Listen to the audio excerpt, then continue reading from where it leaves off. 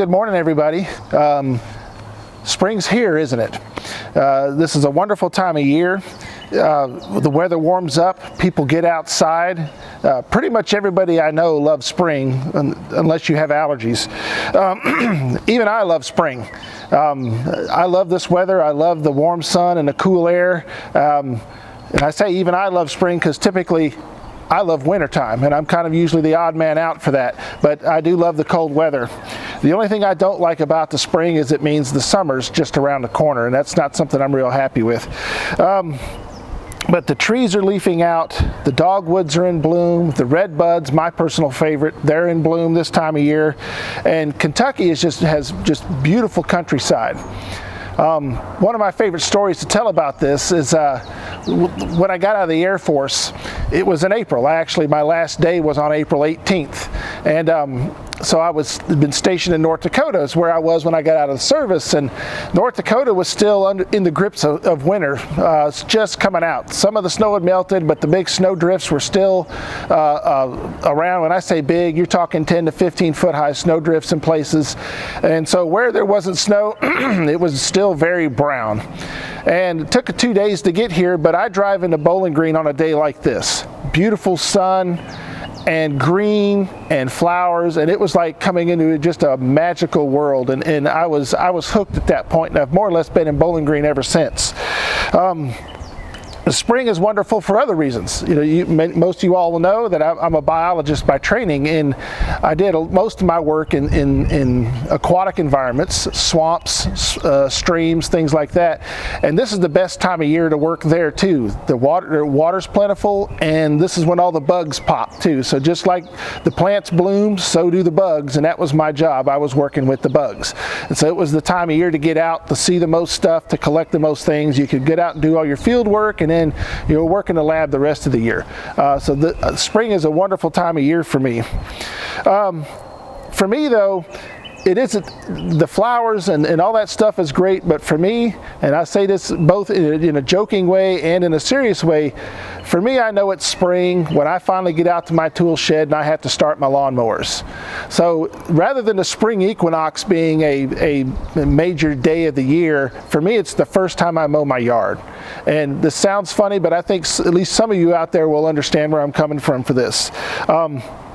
I love mowing grass. I love the smell of cut grass. It's something I miss throughout the winter, and so being able to do that for the first time of the season is a wonderful thing for me, and it's just for me it's renewing for me. And in the past, spring has always been crucial for people all around the world, but mainly in the northern climates, but pretty much everywhere. The winter is a very historically a dangerous time for people. Winters could get rough. If winter came early, you might have had crop failure. If winter stayed too late, you might run out of food before you could start growing food again. So spring has always been greeted by people as a way to celebrate new life, as a way it's a gift from God that you're going to be able to survive the year. And so living through winter, we don't really view it this way anymore, but living through winter was certainly a major goal, if you could put it that way. A major, what's the word I'm looking for? Stumbling block that you got over. And so it was a big thing for people.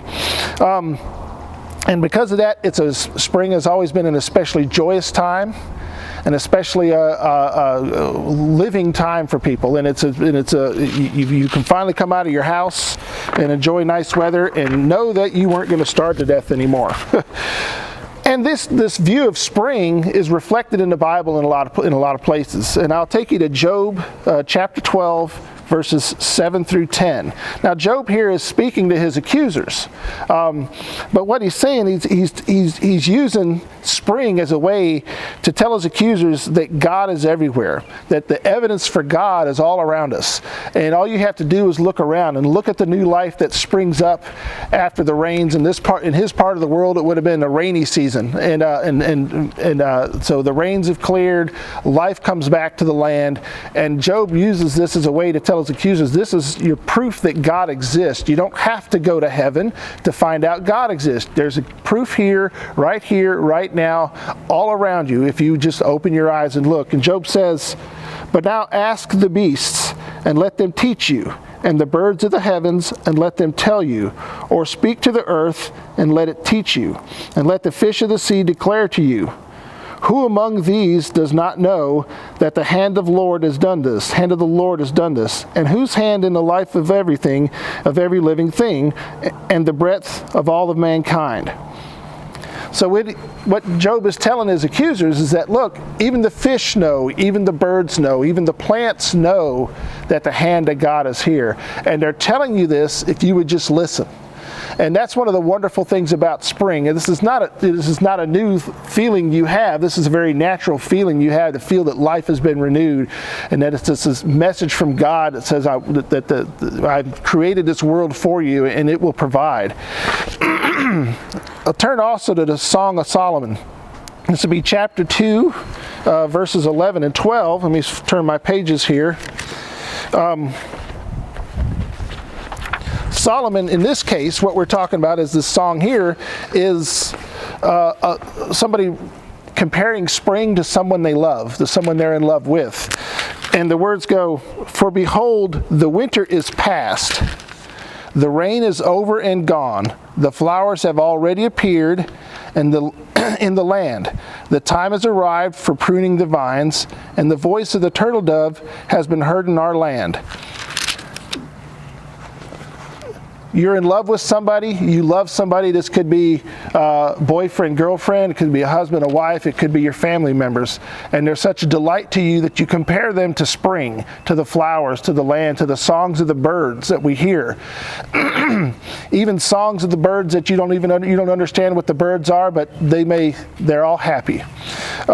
Spring is a wonderful time of renewal. It's a time of natural beauty. It's a time for us to really understand that, yes, this is the creation of God. This is God all around us. He's here with us. He's speaking to us. He's telling us in every message, in every means possible around us, in every way He can, that I'm here and that I am God. Spring puts obvious signs all around us. And it's these things that help us know that God is here in times of doubt, times of trouble, times of stress, that God is with us, God is all around us, and He sends His messages through the birds, through the trees, through the flowers, telling us that I'm here, and to say essentially, be still and know that I am God. If you need anything from the church, if you need anything from anybody, if you have any needs and you're not being met, please call the church. Let us know. You could call me, call one of the elders, call one of the deacons, and we can help you out, get the help you need. We'll do it through social distancing. We'll do it every way we can that's necessary. But thank you very much, Shalverton, and we'll see you again soon.